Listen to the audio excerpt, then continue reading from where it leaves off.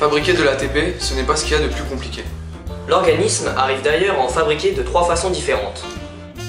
C'est un petit peu comme si on avait 3 réservoirs à ATP dans nos muscles. La première méthode consiste à respirer tout bêtement. L'oxygène qui est dans l'air transforme les sucres et les graisses de notre alimentation en ATP, ce qui correspond au premier réservoir. Il a un tout petit débit, mais on peut l'utiliser pendant très longtemps.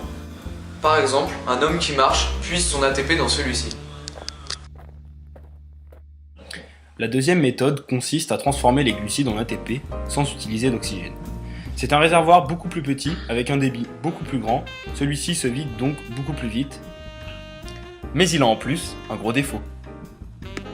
En effet, il produit des déchets, et les déchets dans l'organisme, c'est synonyme de fatigue. Et puis, parallèlement à ces deux réservoirs, il y en a un troisième, beaucoup plus petit, avec un débit beaucoup plus grand, qui contient lui aussi des ATP et qui se vide donc beaucoup plus vite. En fonction de l'effort qu'on a à faire et de l'intensité de cet effort, l'organisme choisit son réservoir. Pendant un 400 mètres, lors du départ, un coureur a besoin d'une énorme quantité d'ATP. D'un gros débit d'ATP d'un seul coup. Il fait donc appel au réservoir numéro 3, celui qui a le plus gros débit.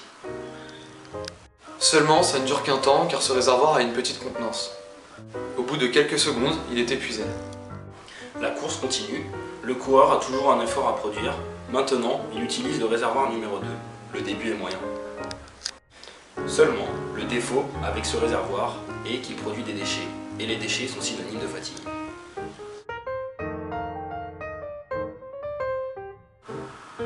Le coureur, pour ne pas s'essouffler, va donc passer au réservoir d'énergie numéro 1.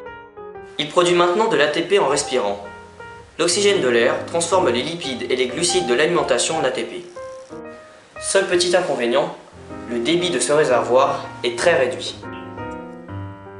Par conséquent, le coureur est obligé de respirer très vite pour alimenter son organisme en oxygène et ainsi permettre à cet organisme de fabriquer suffisamment d'ATP pour alimenter les muscles.